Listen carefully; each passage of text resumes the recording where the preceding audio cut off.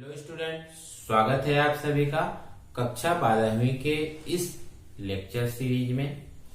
और आज के इस वीडियो में हम लोग पढ़ने वाले हैं संधारित्र का सिद्धांत। संधारित्र को मैं चालू करूं इससे पहले मैं पिछले वीडियो के बारे में थोड़ा सा याद दिला दूं, जिसमें हम लोग पढ़े थे क्या, धारिता। और इस संधारित्र को समझने के लिए हमें इस धारिता के बारे में जानकारी होना बहुत जरूरी है। यदि आप लोगों ने वो वीडियो नहीं देखा होगा तो नीचे डिस्क्रिप्शन में लिंक दिया हुआ है, पहले धारिता वाले वीडियो को जरूर देख लीजिए, तब हमको संधारित्र मक्खन हो जाएगा। ठीक है, चालू करते हैं। संधारित्र होता क्या है? हम एक लेते हैं ये आवेशित चालक। ठीक है, इस चालक को आवेशित करते हैं प्लस क्यू आवेश से, तो संपूर्ण धनावेश इसके ऊपर एक समान रूप से क्या होता है, वितरित हो जाता है। ठीक है, अब हम इसके पास में एक दूसरा अनावेशित चालक लाते हैं। अनावेशित चालक लाते हैं मतलब कि इस पर जितना प्लस आवेश है उतना ही माइनस आवेश है। ये क्या हो गया, ये हो गया आवेशित, जो प्लस क्यू आवेश से आवेशित है। और ये क्या है, ये एक अनावेशित चालक है। अनावेशित चालक कहें या फिर हम इसको उदासीन चालक कहें। ठीक है, इस पर हम नाम दे देते हैं कि ये ए है और ये क्या है, बी है। अब हम जब इस अनावेशित चालक को इस आवेशित चालक के नजदीक में लाते हैं, हम इस अनावेशित चालक को इस आवेशित चालक के पास में लाते हैं, समीप में लाते हैं, तो होता क्या है, ये जो आवेशित चालक है इस अनावेशित चालक को, ठीक है, ये जो आवेशित चालक का ये प्लस आवेश है, इस अनावेशित चालक को क्या करता है, अनावेशित चालक पर जितना प्लस आवेश है उतना ही क्या होता है, माइनस आवेश होता है। अनावेशित चालक किसको कहते हैं, जिसका नेट आवेश शून्य होता है। नेट आवेश शून्य होता है मतलब क्या हुआ कि उस पर जितना प्लस आवेश है उतना ही माइनस आवेश है। अब जब ये धनावेशित चालक इसके समीप में होता है तो इस पर क्या है, धनावेश है।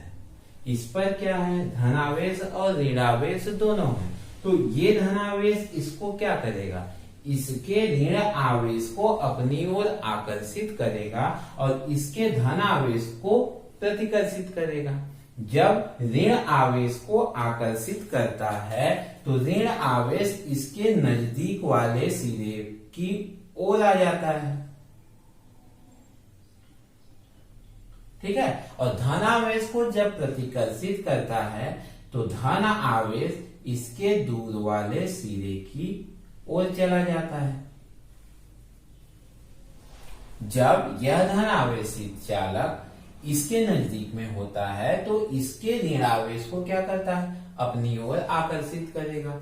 विजातीय आवेशों में आकर्षण बल लगता है तो इसके ऋण आवेश को अपनी ओर आकर्षित करेगा और धन आवेश को प्रतिकर्षित करेगा। तो ऋण आवेश इसके नजदीक वाले सिरे पर हो जाएगा और धन आवेश इसके दूर वाले सिरे पर हो जाएगा। अब हम क्या करते हैं, हम ये मान लेते हैं कि इस आवेशित चालक का विभव कितना है, v है। क्यों है इस आवेशित चालक का विभव v, क्योंकि इस आवेशित चालक के पास क्या है, प्लस क्यू आवेश है। तो प्लस क्यू आवेश के कारण इस आवेशित चालक पर एक विभव कार्य करेगा। मान लेते हैं वो विभव कितना है, v है। अब क्या है कि जब यह अनावेशित चालक इसके पास में है तो इस ऋण आवेश के कारण भी इस पर एक विभव लगेगा।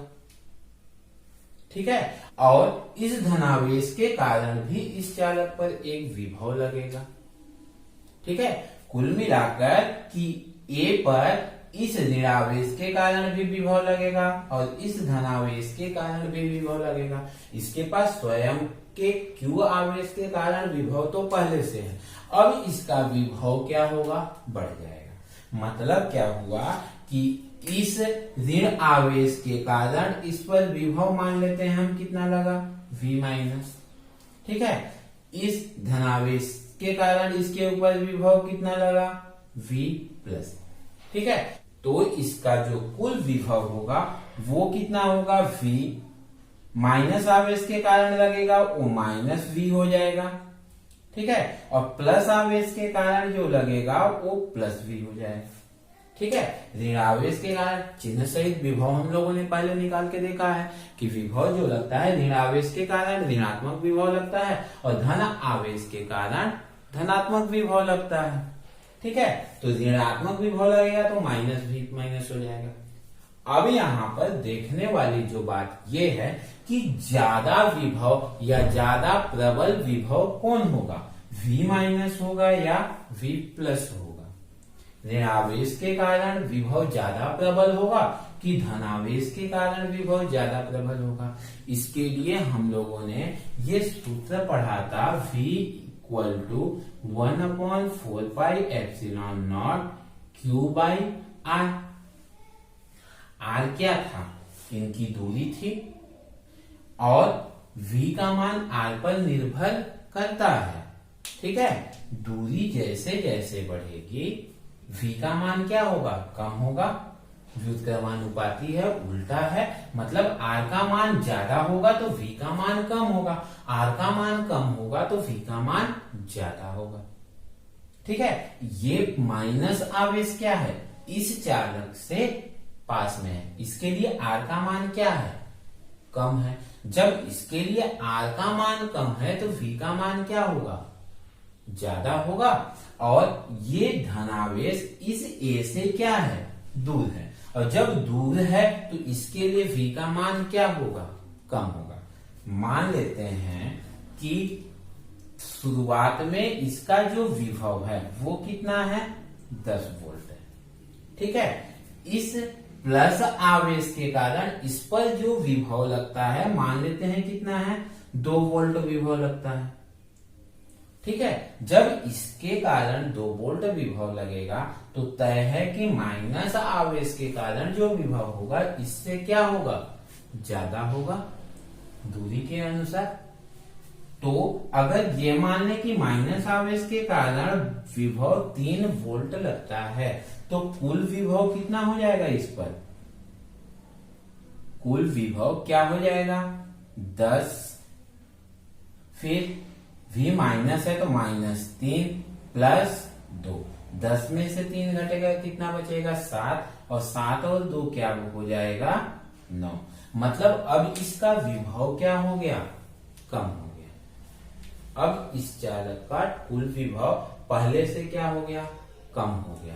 अब मैं आता हूं धारिता के सूत्र में, और धारिता के सूत्र में हम लोगों ने ये पढ़ा था कि C इक्वल टू Q/V, और जब C इक्वल टू Q/V पढ़ा था तो हम लोगों ने वहां पर 2 बिंदु पढ़ा था कि Q को बदलते हैं V को स्थिर रख के, V को स्थिर रखकर, तो क्या होता है, C अनुक्रमानुपाती Q होता है।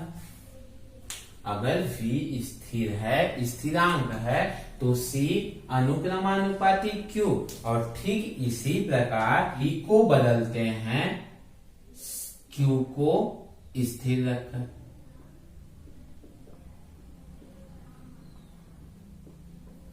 तो C व्युत्क्रमानुपाती 1/V। पहले में Q को बदलते हैं V को स्थिर रख के तो C अनुक्रमानुपाती Q, और जब V को बदलते हैं Q को स्थिर रखकर तो C व्युत्क्रमानुपाती V। और हम लोगों को इसी का उपयोग करना है, किसका, V को बदलेंगे, किसको, Q को स्थिर रखकर। यहाँ पे हम लोगों ने Q को स्थिर रखा, ए चालक का यहाँ जितना आवेश है यहाँ भी उतना ही आवेश है। अब हम इस Q आवेश को क्या किया, हम लोगों ने स्थिर रखा। ये हम लोगों ने इसको क्या किया, इसके आवेश को स्थिर रखा। और जब इसके आवेश को स्थिर रखकर हम लोगों ने किस में परिवर्तन किया, V में। पहले 10 वोल्ट था, अब कितना हो गया, 9 वोल्ट। और इस स्थिति में जैसे जैसे V का मान कम होगा, V का मान कम होगा, C का मान क्या होगा, बढ़ेगा। अब विभव कम होगा, उसकी धारिता क्या होगी, बढ़ेगी। विभव कम हुआ, अब इसकी धारिता क्या होगी, बढ़ेगी। और यही है संधारित्र का सिद्धांत कि चालक के आवेश को स्थिर रखकर उसके विभव में परिवर्तन करना और विभव में परिवर्तन करके धारिता को बढ़ाना। ठीक है, हम लोगों ने क्या किया, Q को स्थिर रखा, विभव को परिवर्तित किया, मतलब कम कर दिया। अब विभव को जब कम कर दिए तो अब इस चालक की जो धारिता होगी वो क्या होगी, बढ़ेगी। ठीक है, अब हम क्या करते हैं, एक और कंडीशन लाते हैं कि इस चालक B को हम भू संपर्कित कर देते हैं। इस अनावेशित चालक जो है इसको हम क्या करते हैं, भू संपर्कित कर देंगे। जब भू संपर्कित कर देंगे तो ये पूरा का पूरा धनावेश कहाँ चला जाएगा, पृथ्वी में चला जाएगा। और जब पूरा का पूरा धनावेश पृथ्वी में चला जाएगा तो क्या होगा,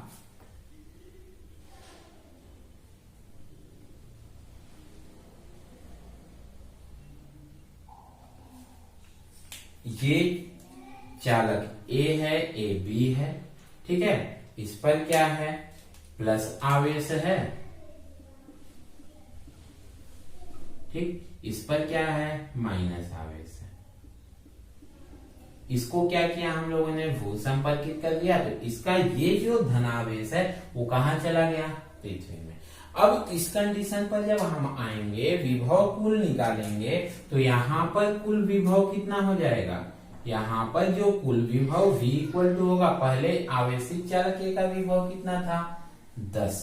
इसका प्लस आवेश के कारण विभव कितना हो गया, 3। धनावेश तो चला गया तो क्या हो गया, 7। मतलब अब विभव क्या हुआ, और कम हो गया। और जब और कम होगा तो C का मान क्या होगा, और बढ़ेगा। ठीक है, विभव का मान कम होगा तो C का मान और क्या होगा, बढ़ेगा। अर्थात संधारित्र का सिद्धांत क्या कहता है कि किसी चालक के आवेश में बिना परिवर्तन किए उसके विभव को कम करते हैं, जिससे उसकी धारिता बढ़ जाती है। यही है संधारित्र का सिद्धांत। ठीक है, एक बार फिर से समझिए, हमारे पास A एक आवेशित चालक है A और एक अनावेशित चालक है B। अनावेशित चालक है मतलब उस पर धन आवेश और ऋण आवेश बराबर मात्रा में है, उसका नेट आवेश जो होता है वो 0 होता है। हम जब इसको एक आवेशित चालक के नजदीक में समीप में लाते हैं तो ये आवेशित चालक विजातीय आवेश को अपनी ओर और सजातीय आवेश को विपरीत ओर भेज देता है। क्यों, आकर्षण और प्रतिकर्षण बल के कारण। ये कर दिया इसने। ठीक है, इसका स्वयं के आवेश के कारण जो विभव है वो V है, तो माइनस के कारण भी तो एक बल लगेगा, इस पर एक विभव लगेगा। वो विभव कितना है, V माइनस, और इस प्लस आवेश के कारण भी एक विभव लगेगा, V प्लस। ठीक है, तो इस पर कुल विभव कितना हो जाएगा, V माइनस आवेश के कारण है तो माइनस V हो जाएगा और प्लस आवेश के कारण प्लस V हो जाएगा। अब सपोज अगर इस चालक का विभव 10 वोल्ट है, इस प्लस आवेश के कारण विभव 2 वोल्ट लगता है, इस माइनस आवेश के कारण विभव 3 वोल्ट लगता है।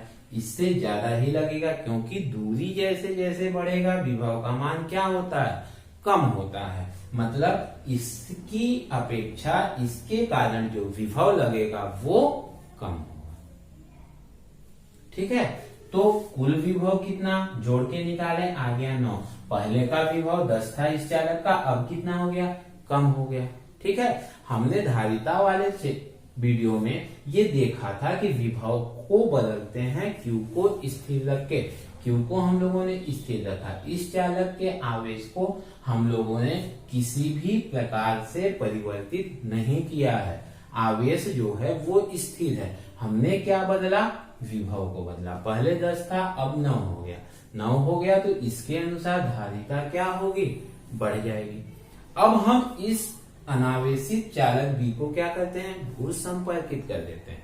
भू संपर्कित करेंगे तो पूरा का पूरा धनावेश कहाँ चला जाएगा? पृथ्वी में चला गया।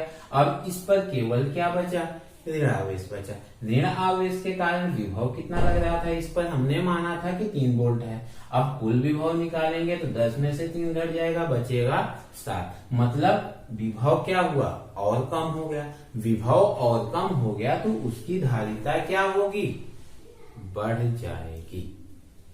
क्लियर है?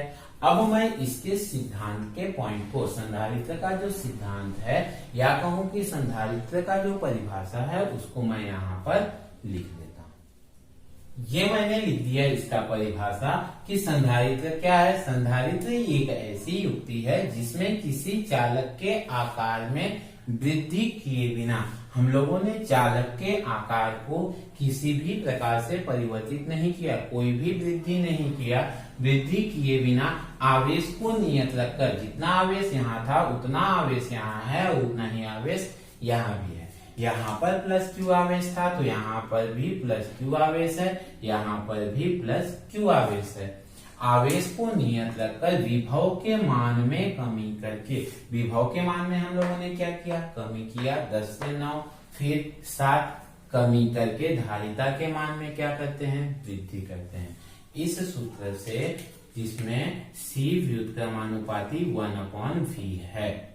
ठीक है, किसको? आवेश को स्थिर रखने पर यह सूत्र मिलता है। तो जैसे जैसे विभव का मान कम होगा वैसे वैसे धारिता का मान क्या होता है? बढ़ता है। तो हम धारिता के मान को बढ़ाते हैं। यही है संधारित्र का सिद्धांत।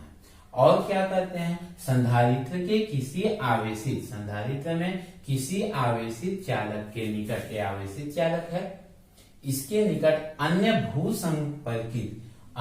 भू संपर्कित चालक को लाकर हम बना सकते हैं। कहने का मतलब ये है कि हमारे पास यदि ये कोई प्लस Q आवेश का एक चालक है तो इसके संपर्क में हम क्या लाएंगे? एक माइनस Q आवेश भू संपर्कित चालक लाएंगे।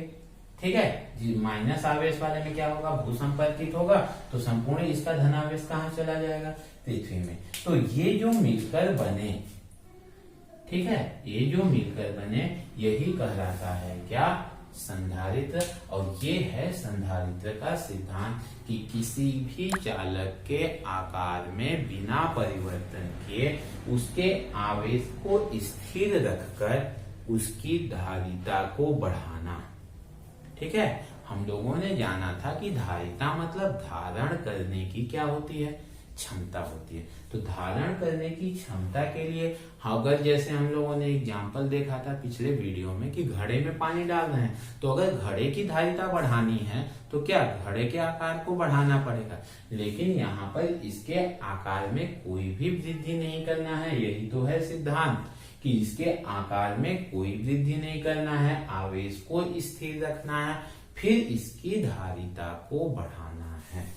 ठीक है, ये हो गया संधारित्र का सिद्धांत। और इसी के आधार पर अब हमको आगे के डेरिवेशन को बनाना है।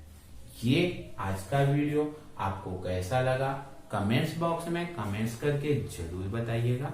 आई होप आपको ये वीडियो अच्छे से समझ में आ गया होगा। आज के लिए बस इतना ही। Thank you for watching.